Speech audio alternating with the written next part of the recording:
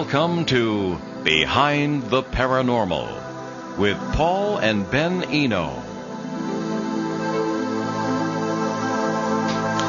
Do aliens really abduct human beings? If so, then what for? Could some of your friends, co-workers, and even relatives be carrying their own terrible secrets as abductees? Hi, everybody, and welcome to the 97th broadcast of Behind the Paranormal with Paul and Ben Eno. I'm Paul, and I'm afraid Ben is sick this week. He's been battling something all week long. I kind of put a damper on his Christmas, and I'm afraid he's not with us today, but he swears he's going to be with us tomorrow for our 2-hour special and our CBS show in the evening. Yeah, because we can rig up to do those from home, so he won't have to leave. Anyway, so he sends his best to everyone. Anyway, it's contest time before we introduce our guest. Julie Milner from Dallas, Texas, won last week's contest, and the question was, what ultra-famous UFO incident has its 30th anniversary in 2010? The answer, of course, the Rendlesham Forest incident in England in 1980, and we're going to have Nick Pope on in probably within the next 3 months to do a special show on the 30th anniversary of that what was known pretty much as Britain's Roswell. And we may even have a panel try and get Stan Friedman, folks like that on, and those are always fun. Anyway, this week's question is, what famous lake monster lives in the deserts of the state of Utah? Sounds like a funny question, but there is one. Obviously, there's a lake in the middle of these deserts. He doesn't live in the sand, I don't think. What famous lake monster lives in the deserts of the state of Utah? If you can deal with that, call us locally, 401-766-1240, or from anywhere in the U.S., 800-449-1240. The email address, eno@onworldwide.com. If we don't announce a winner during the show, and you still think you have the answer, drop a line to Ben at behindtheparanormal.com. The winner gets a copy of my latest book, Turning Home, God, Ghosts, and Human Destiny. And so do our guest. For 20 years, Nadine Lalich worked in the legal field, analyzing and organizing evidence, issues, and events to assist in preparing cases for trial. She also has had a lifelong interest in psychology and techniques for recovery from addictive behavior and emotional trauma. She has mentored many people in various recovery programs. Nadine has explored spiritual expansion, physical healing, and accelerated mental functioning through meditation, sound and light machines, sensory deprivation tanks, neuro-linguistic and subliminal programming, and natural healing. She believes her experiences have promoted a unique understanding of the physical, psychological, and emotional states to which human beings are prone. In 2004, Nadine became a UFO researcher with a focus on close encounters and alleged abductions. In 2008, she and researcher Barbara Lamb co-authored the book, Alien Experiences. Nadine also is the author and illustrator of The Dream of Becoming. She has appeared on Discovery Channel and has been a guest on a number of radio and television talk shows, has spoken at UFO conventions, and is a board member of the Journal of Abduction Research, for which she writes articles and reviews. Her website, www.alienexperiences.com. And again, our phone numbers to call and join our discussion today, 401-766-1240 in the local listening area in southeastern New England here, or 800-449-1240 from anywhere in the USA. Nadine Lalich, welcome to Behind the Paranormal. Good morning, Paul. Thanks for the invitation. Good morning. Am I pronouncing your last name correctly? Yes, you are. Oh, well, good. Okay. Let's start right in. Ben had a number of questions that he did give to me to ask you today. Again, he's sorry he's not here. He cuts right to the chase here. One of the things that happened to you, not only did you become a researcher and interested in psychology and having done all these other things, but you carried a secret with you that you yourself had been abducted. Now, how did you find out that you had been an abductee yourself? Well, I had a very conscious experience awake in June of 1991. And I had gone with a longtime friend of mine, actually camping in the area of Sedona, Arizona. Oh, yeah, I've been there. And prior to that, quite frankly, I've had only a small interest in the idea of, exoplanet life forms, a mild interest, but nothing that I had investigated. Cutting back to the chase, on this particular occurrence, we were camping, and during the camping event, sleeping in the back of the van that we were in, I'd been uncomfortable ever since we were in this very remote area with nobody else around, and in the middle of the night, somewhere around 2 o'clock in the morning, the back of the van opened up, and the light came on, and I sat up, and the only thing that I had any awareness of was a hand reaching out for me, and the hand had 3 fingers and a thumb. And the level of terror and shock and inability to comprehend was a 10, let me tell you. Mm-hmm. So that was my initial experience there that was very traumatizing. Again, this was June of 1991, and I was awake.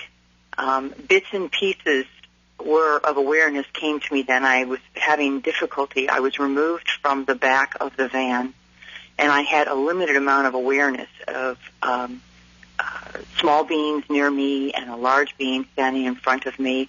But when you have no reference point for something like this, you can be as awake as possible, and it's a tremendous struggle to try to comprehend what's going on, especially with that much adrenaline running through your bloodstream. Yeah.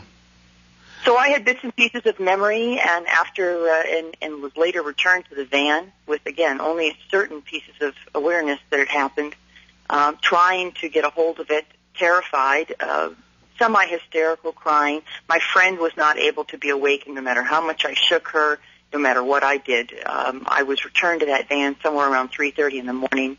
I stayed awake, sitting up in this terrible shock condition. Went out in the morning.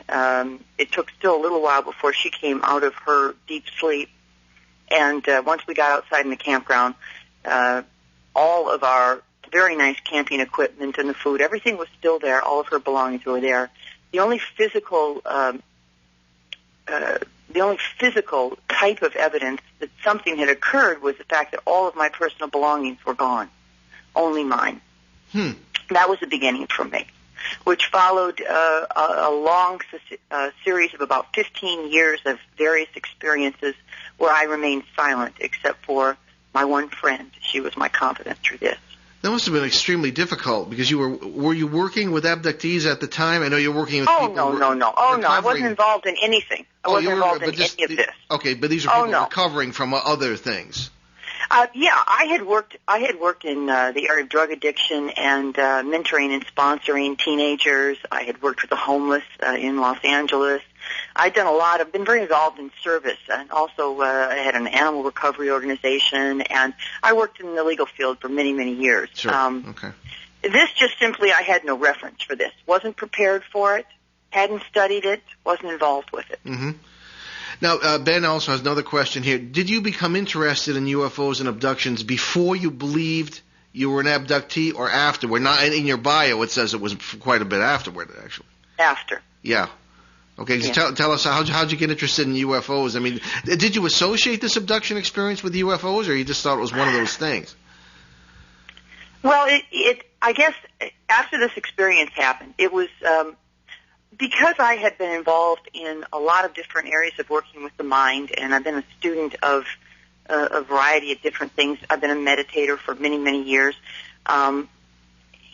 That was a good thing for me because I was aware of different states of mind that people could be prone to, okay, challenging states of mind. So I had a little bit of a reservoir to turn to say, what was this?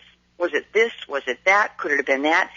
I could never fully say what it was, but I could eliminate what it was not. All right? Okay. So a lot of what you do is you really may not be able to clearly identify what you're dealing with, but you certainly can tell what it is not if you've got some experience in dealing with the human mind and motion. So I was able to check off a lot of things this was not. Bottom line, it wasn't a dream. Was it some type of strange hallucination of which I'd never had before? Well, I don't know, possibly. Why was there the fact that all of my physical belongings were gone? Had it been, so this is a kind of analogy I was doing, and why would all of my personal belongings that were outside be gone and nothing else? They Yeah. had very little value in comparison to some of the other equipment we had out there. Mm-hmm. So I analyzed that way, and I came to the conclusion that indeed something had happened to me quite profound.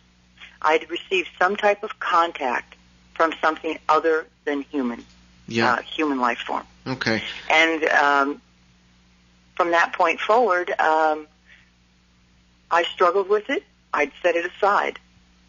And I really didn't pursue any study of it because it was very difficult for me. I'm very analytical. When I couldn't find a place for it, I set it aside in the back of my mind. Yeah. And only addressed it when continuing issues came up over the years. But I had a tremendous fear of ridicule. Yeah. And if I couldn't identify specifically what it was, I wasn't about to share with the world. I hear you. Because, my own background, I work mainly with, the ghosts and this sort of thing, and I always have. And my background is very scholarly, academic, theological, and Exactly. It was tough to come to grips with a lot of this stuff. So I hear you. Oh, you bet. Yeah. You bet.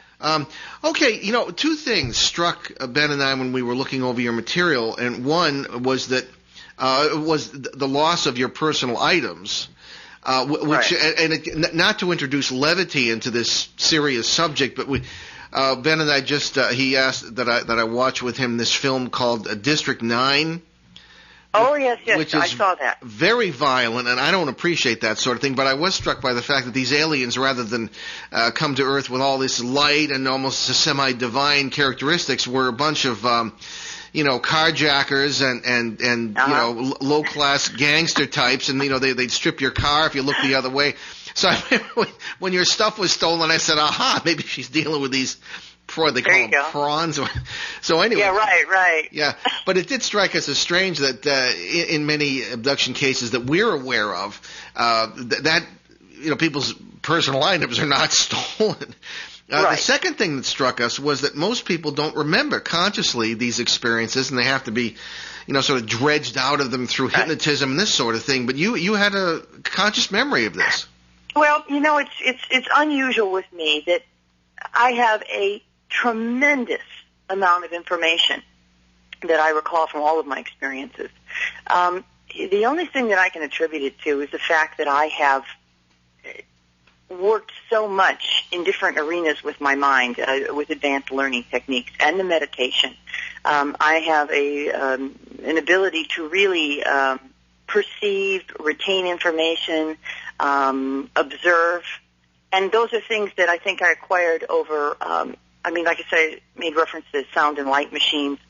I use a variety of computer programs where I wear glasses and use light and audio sounds for sort of tuning up the brain, so to speak. Mm-hmm. Sensory deprivation tanks I used also during the 90s quite a bit. I was living in Michigan at the time.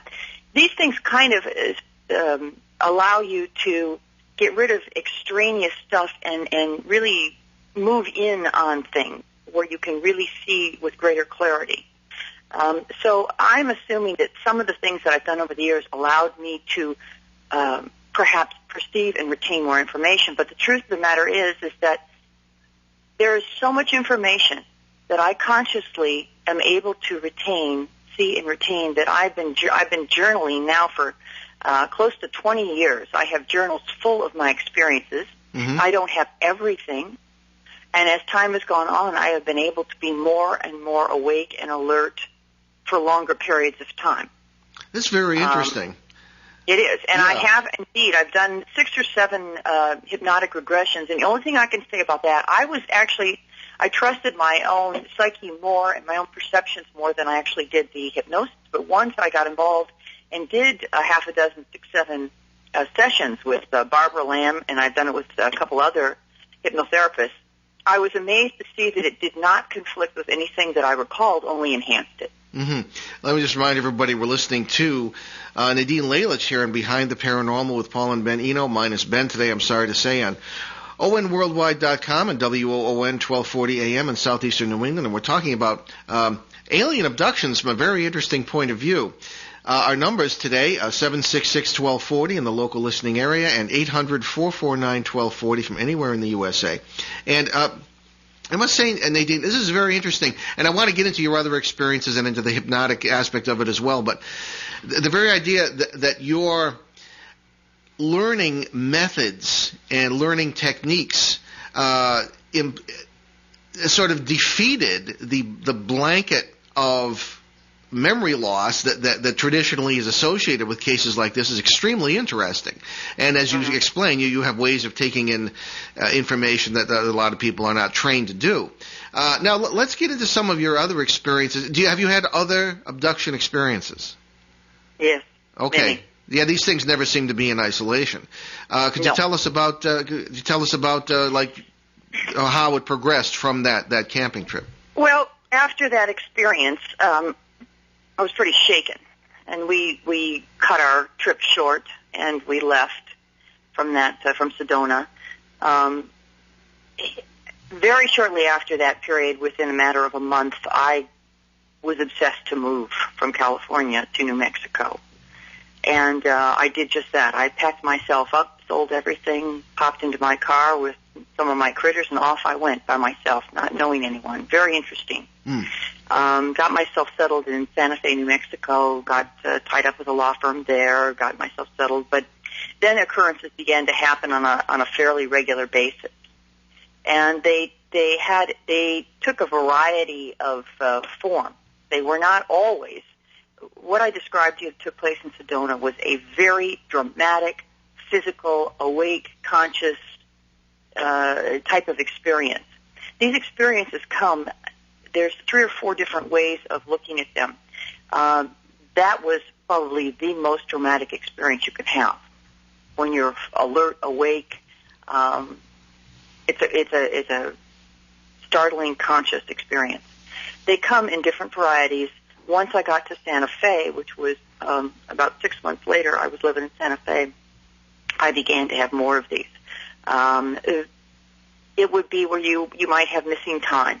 I might be compelled to get out of my apartment, the house I was leasing there, and compelled at 11, 12 o'clock at night, I have to go outside.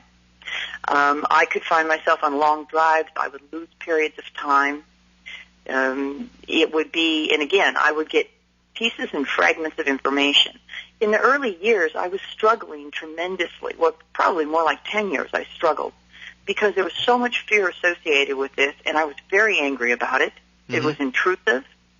The more fear you have, the less you're able to really calmly assess a situation, obviously. No. So it's been a number of years, and really only when I finally had it, the last straw was after my mother passed in January of 2004. It seems that during particularly emotional or traumatic times of your life, the activity with this apparently this alien contact intensifies. They have some amazing fascination with the emotional makeup of humans. Yeah. And you seem to trigger something at that time. And I just pretty much hit bottom in 2004 and made a decision. Enough was enough. I was tired of being afraid. It had been going on for years. I hadn't shared it with anybody but my one friend. It had to be put out in the light. So I rolled up my sleeves and decided I was going to go for it. That's when you wrote the book, started to write the book. That's when I started joining organizations, talking to people, joined the Mutual UFO Network, and I started to find out what was out there. Prior to that, I wouldn't even watch a television show. Okay. Wouldn't watch a show, read a book. Yeah. And you encountered others who'd had similar experiences, of course. Slowly. Yeah. After the first 6 months of going to meetings, I went to some of these groups and I saw people talking about this subject. I was utterly amazed. You're quite amazed, too, when you've had years and years of experiences, and they're all recorded in my journals, that having never shared with anybody or, really studied the subject matter, then all of a sudden I'm in the middle of this, and I'm finding people, hearing of thousands of people who are having the same experience. Yeah. It's pretty surprising to me. Absolutely. Before we leave this memory thing, which I find rather fascinating, in subsequent experiences, after the Sedona abduction experience, did you have similar memory characteristics? In other words, did you have conscious memories of the abductions after that, or did whoever was doing it maybe possibly take steps to block your memory more efficiently? Well, it's sort of like each incident is a little different. It can be a little similar, a little different. Mm-hmm. What you have initially is you have an awareness at the beginning of an experience. You know something's happening. You feel you can actually feel oftentimes that something's about to happen. You can feel a presence. Sometimes there are balls of light. There's been an occasion with a ball of light that you could see smashed outside of my bedroom window and then moved into the room. What will happen pretty much is that you're alert and awake oftentimes in some of these, and you fight to stay awake. Sometimes the desire to go to sleep and to become unconscious, even if you're fully awake, which happens sometimes, it's near to impossible to try to keep your eyes open and stay awake. You go down wherever you're at, and sometimes you can come up in another place, another area. I once lost time 2 hours in the middle of the day at my lunchtime. Found myself in another part of town. That was one of my contacts, which later was explored through hypnosis. Okay. But I do have a lot of memory. It starts out strong in the beginning. You have to fight and struggle as they try to bring you into a different state of consciousness. And then you'll get bits and pieces and sometimes remember more of your return. Okay. Now, let's get into some basic questions here. Everybody assumes these are aliens from another planet, or at least a lot of people assume that. What is your opinion of that? I mean, who are these people? Or are they people, or what? Now, I'll tell you why I asked that in a minute, but who you're saying these are aliens. Well, who are the aliens and where are they from? Well, one of the things about me is that when you're in an arena like this that does not have a lot of physical or very little physical evidence, something that can be proven, I'm very hesitant to come to solid conclusions. I stay open.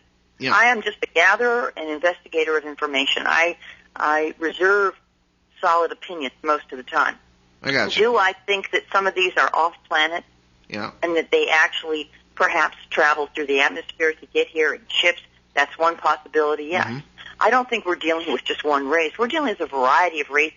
And some of them, would they possibly be from other dimensions? Yeah. Yes, I've had a couple of very unique experiences. Yeah. At this point, I've had 7 different types of beings I've seen over all these years. Actually, I've counted about 9.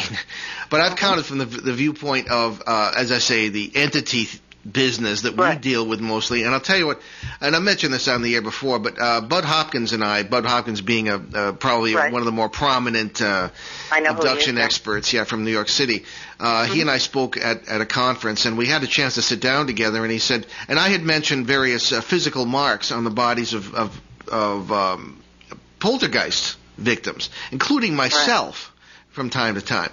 And he showed me a very interesting photo album, and many of the marks, scoop marks, this sort of thing, that people who experience when they are abducted are identical to those I've seen in poltergeist cases. And Bud and I kind of looked at each other, gee, what are we dealing with here, Right. And the question arises, what is the nature of these aliens? I mean, are we using different terms under different circumstances for the same critters, or what? So but you're right, you have to be open-minded. All sorts of things could be possible here. Well, I think when you're talking about the paranormal, years and years ago, I joined the Michigan Metaphysical Society because I was fascinated with the subject that you're deeply involved in, the paranormal at large. And on a couple of occasions, what my impression was just what you're talking about. We're talking about a different dimension. And what I've gathered over some of my experience is that not only may some of these be living beings that operate on a separate dimension and are able to enter our dimension, and perhaps they don't have the kind of physical form that we think of, a physical 3D form in the same way. I've seen both. That I could reach out and touch, and I've seen those that I could not reach out and touch, you could almost see through. Mm-hmm. That came, the one I was referring to in the bedroom, one was the most unique experience. And I refer to it as my drive-by. If it wasn't for humor, sometimes I don't think I could even be in this work and be facing this. Tell me about it. Yeah. Yeah, you got to keep your sense of humor. You really do. So I referred to this particular experience as a drive-by because I was getting ready for bed one night, and I was fully awake, standing up, and brushing my teeth, and I see this light come, boom, outside my bedroom window. Bright, extremely bright, a yellow-white light. And I thought, whoa, and I walked from my bathroom area into my bedroom, and I don't see it. All of a sudden, then boom, the light comes into my bedroom. Mm-hmm. And on this particular occasion, which is unlike any other experience I'd had, I sat down on the bed shocked and went, oh, my God, what's happening?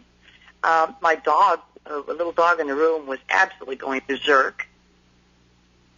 And something stepped out of the light. It was almost like a shaft of light. And it was clear. You could see right through them, two of them. You could see right through them. Mm-hmm. And the next thing I knew, I did a very bizarre thing, but I jumped in bed and pulled the covers over my head. I have no idea why. Yeah. It was very bizarre. But in that particular experience, and then I was out. And I came to about an hour later, and I could recall the covers going back, and I could recall them looking at my legs and my arms, and watching them disappear back into that light. That's amazing. We're going to take a commercial break, Nadine. Keep that thought, as they say, and we'll be right back on Behind the Paranormal with Nadine Lalich and Alien Abductions. Stay with us. New River Press is proud to sponsor tonight's segment of Behind the Paranormal with Paul and Benjamin Eno. New River Press offers the best in unusual New Age books.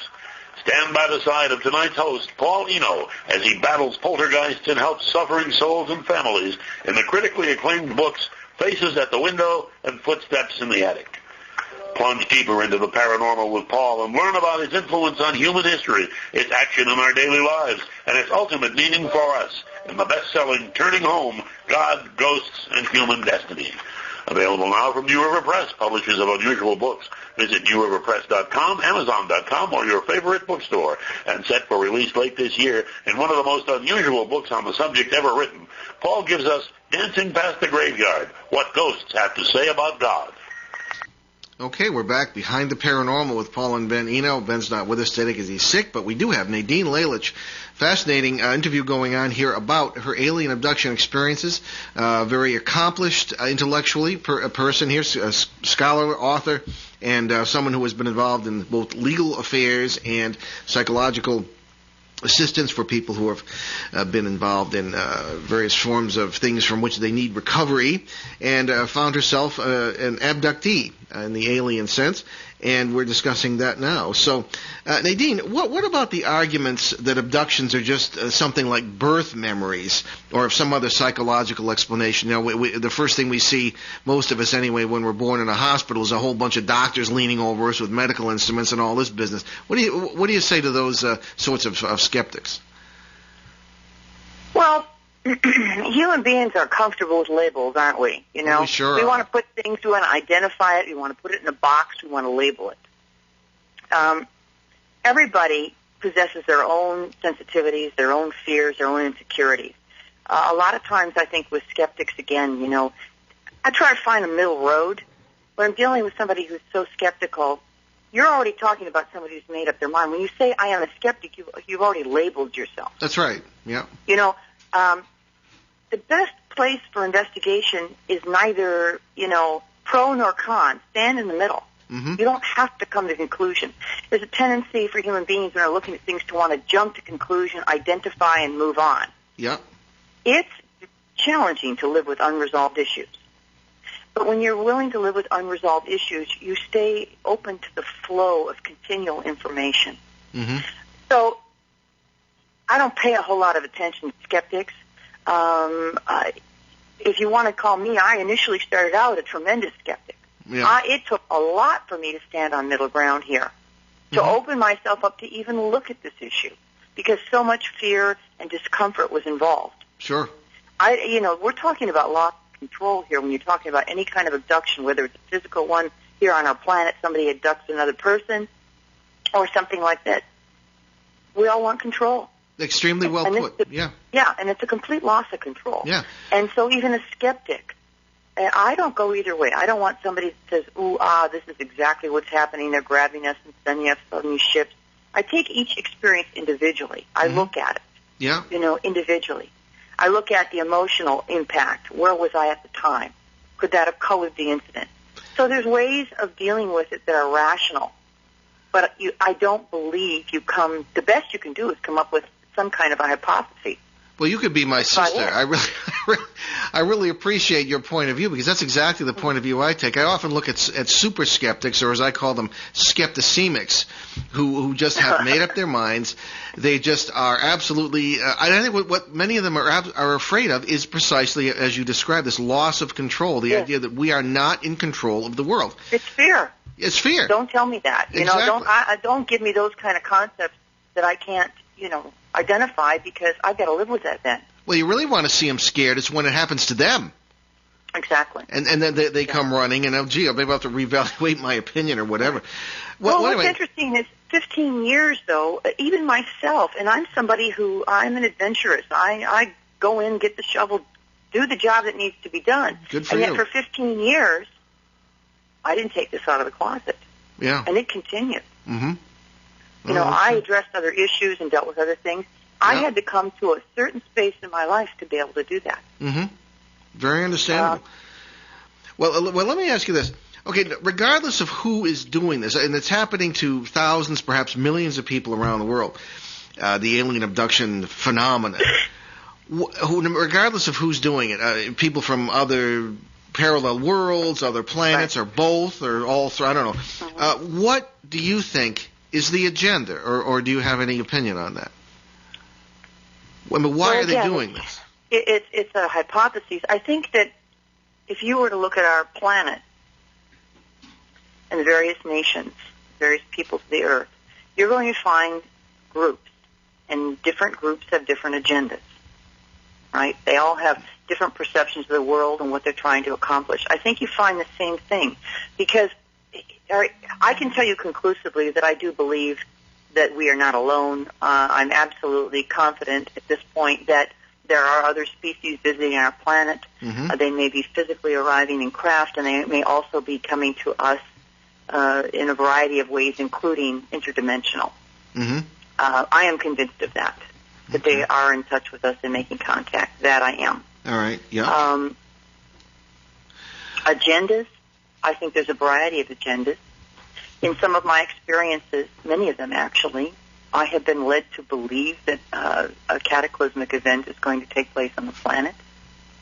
I have been led to believe that this will happen between 2012 and 2017, and that this may take the form of an asteroid hitting the planet.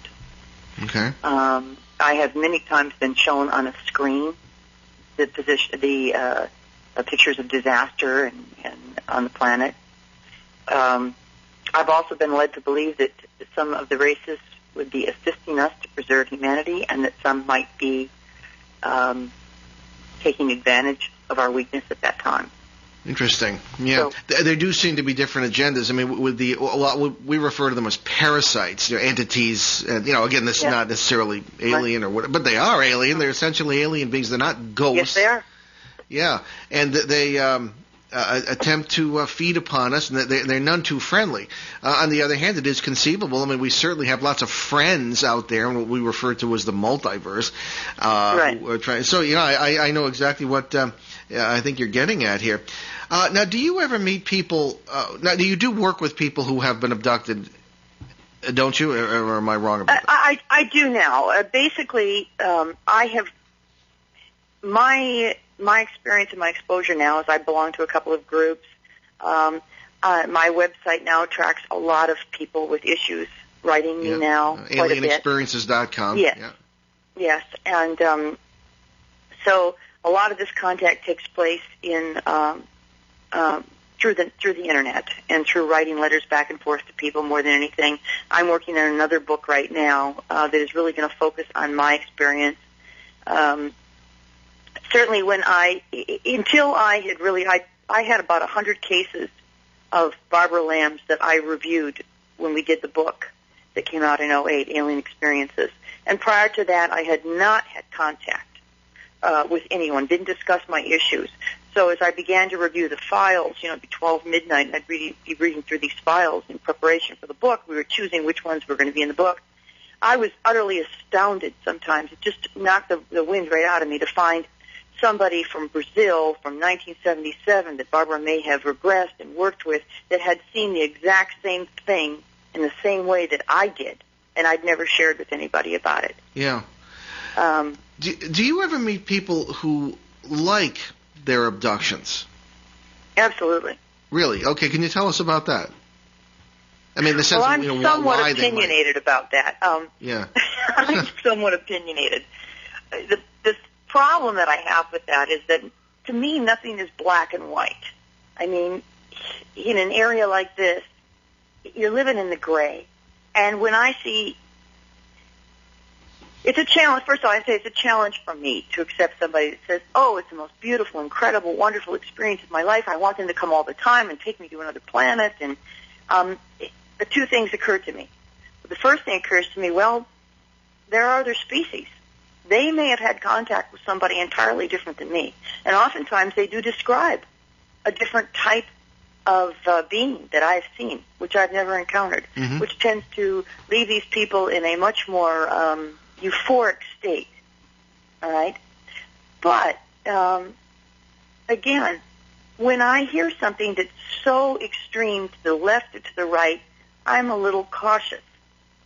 Because, again, you know, you see, I don't know exactly what the terms are, but when somebody is captive, how they tend to bond with their captor. Yes, exactly. Like Patty Hearst thing, you know. Right. Yeah. Many years ago, exactly. We saw that was a big one that came out. Why did she do what she did? Yeah. There's a tendency to do that when you are powerless. You want to tie up with the power. Mm-hmm. And so when I hear it so extreme like that, no matter what, you're still talking about an intrusion into somebody's life. They didn't knock on the door and say, would you like to come with me? Mm-hmm. They take you. It's an intrusion. You're not ever asked. You're removed, and you have no say-so in the matter. No matter what, and that's to my knowledge and awareness so far of what I'm aware of actively in the last 6 years, and I'm a newcomer in this. You talk about people like Bud Hopkins, of course, people that have been in this many years. I'm a newcomer in addressing these issues in the last 6 years, really diving into them. But I'm an experiencer for many years. Mm-hmm. And there's something about when the permission, when you're not standing on even ground and you're not given permission to say no. I'm very, back to the word skeptic, I'm skeptical about these experiences. No, I agree. So the this is wonderful, incredible, can also be a cover-up because it's more comfortable to come to terms with that. There's the box again. Let's put this in the box. Let's say this is good. Then I won't be afraid anymore. Yeah. Okay. Now, that's what I wonder about. When did you start having hypnotic regressions? I've only had a handful, like I said, 6 or 7 of them. And I did that in... I did a few in the summer of '04, and maybe a few in the, probably a total of maybe 7 of them. I think 6 or 7, 8, in like '04 through '06, '07, something like that. Now, hypnosis is controversial. I know that it was popular in the '70s, then it kind of fell out of favor, and now it's kind of back again. Whether you're talking about so-called past life or what, any of these things. So I suppose I can leave that up to people to make their own decisions about the legitimacy of these things. Now, have you yourself had paranormal experiences other than abductions? Yes. Okay, because we often find that these phenomena overlap. We have a ghost case, several cases that have turned into UFO cases, that sort of thing. So tell us about whatever has happened to you. One of the, and I've wondered about this also myself, how do these things cross and connect, you know? Well, we figure it's a parallel worlds thing. Exactly. Yeah. When I was growing up in Michigan, I grew up in a small town in the southern part of Michigan. It was almost a joke in my family. There were just 4 of us, my mother, father, my brother, and myself. And by the time I was around, I was probably 12 or 13 years old, a cloud would appear in our house. And we were fully aware, we talked about it all the time. And this was a round, cloudy type of apparition. It was sort of like an oblong type of thing, and it was maybe 3 feet high, a couple of feet across. It was like a misty kind of cloud, And you would be in a room somewhere in our house, and this thing, you would feel like you were being watched. You would turn and look at this thing, and it'd be sort of just hovering in the air, this cloud. And when you would look at it, it would move.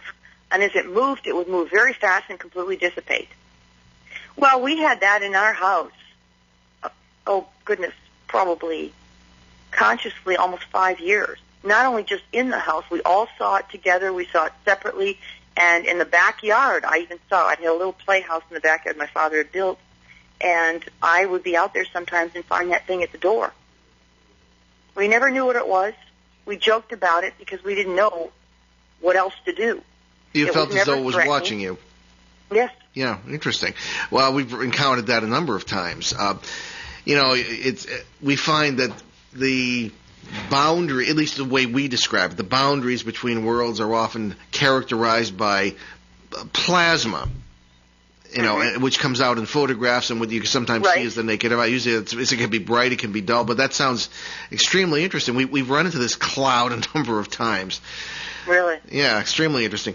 Okay, there are a couple of emails here for you that I'd like to share, and you can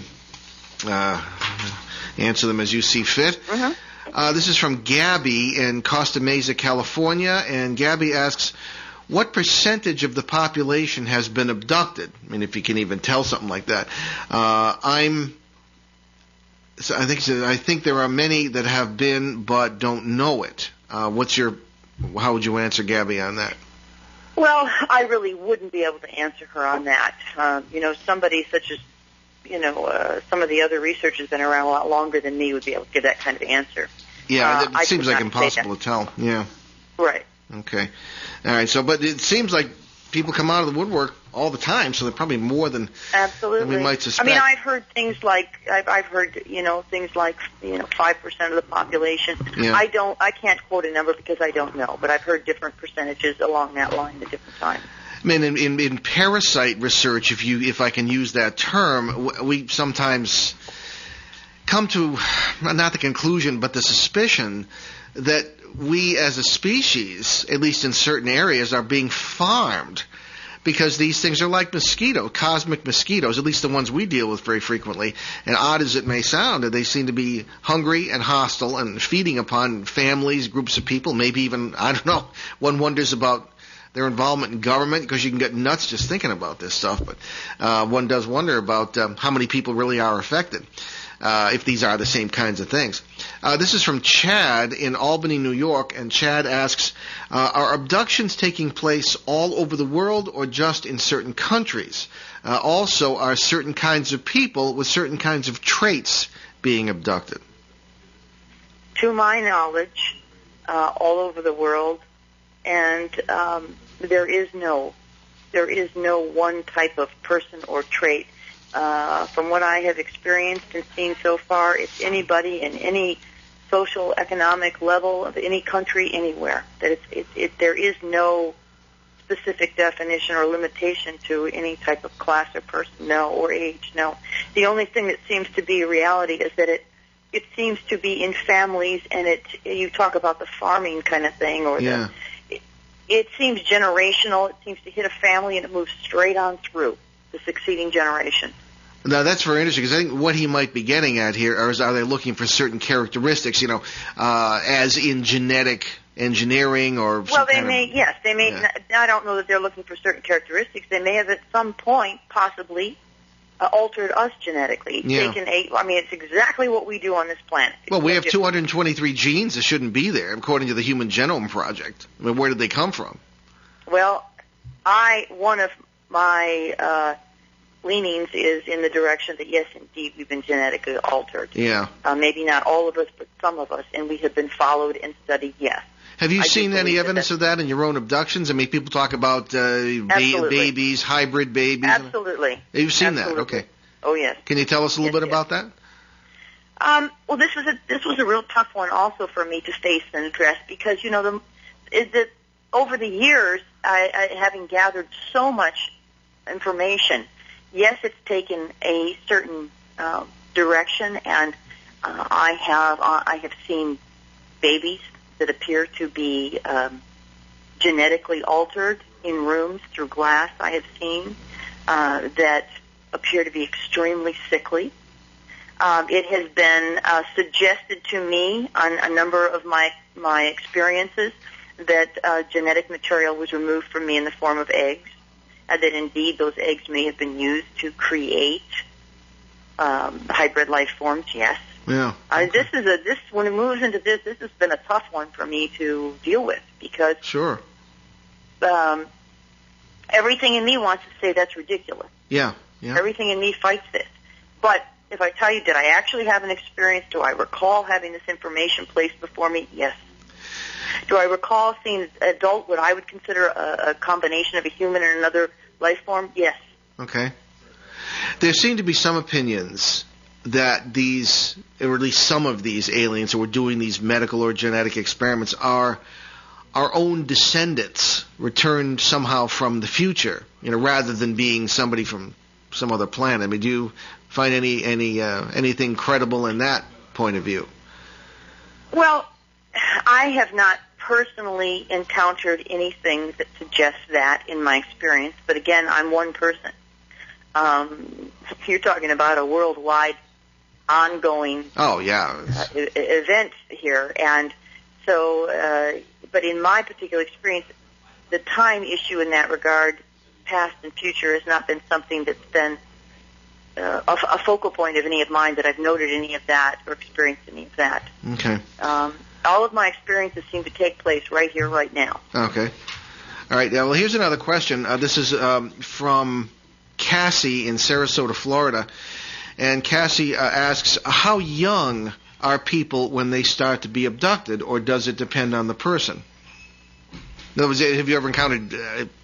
Yeah, well, my experience and awareness and my own personal experience is as a baby. Really? It's a lifelong thing. Wow. It doesn't go away. Yeah. Have you... It's your whole life. All right. In your own experiences, have you seen babies or younger people who are experiencing the same thing you are at the same time? Yes. Okay. All right. Yes, I have. Okay. Children, little children. Yeah. All right. Do they seem comfortable in their surroundings, or are they trying to fight back? I think children accept it differently because children are so open and generally have a lot less fear and conditioning than adults. Yeah. So they're more receptive and playful and inquisitive. It's a different response entirely. Okay. And the imaginary world of a child is so colorful and free that they can play with the situation. Yeah. Okay. Now, when you counsel, are your experiences ongoing? Are they continuing, or have they ended? Yes. Okay. How do you counsel people to deal with this sort of thing if their experiences are still going on? Or do some people just accept it? Well, I suppose, what you look for and hope for in any traumatic situation or post-traumatic stress situation is you hope to find resolution. Resolution means a way to live with it. It doesn't mean it changes it, doesn't make it go away. How do I incorporate these anomalous events into a day-to-day living experience? I'm sitting here, I'm on the phone with a client, blah, blah, blah. How do I live both lives simultaneously? Yeah. So the best you can hope for, and this is what I tell other experiences, the best you can hope for is to find resolution. That means I've gone through it enough. I accept what's going on. I may not like it, but I've actually incorporated it into my daily life and find a way to live with it. Yeah. That's different for different people. One of the biggest things is to recognize I've had a lot of marks on my body, and, the examinations have been involved, of course, throughout my experiences. I've had, woken up in piles of blood with nosebleeds and ear bleeding after these experiences. But ultimately, I can tell you I'm still here, aren't I? I'm still here. Yeah.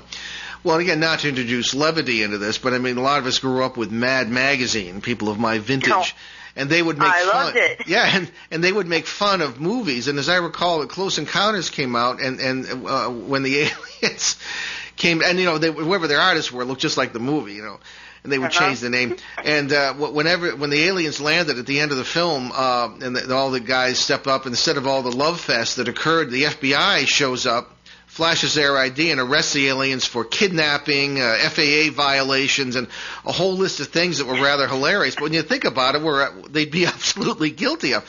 What does the government, and again, this is another ridiculously broad question, but do you have any knowledge of or contact with the government in this regard? I mean, what are they doing about this? They must be aware of the danger here. Well,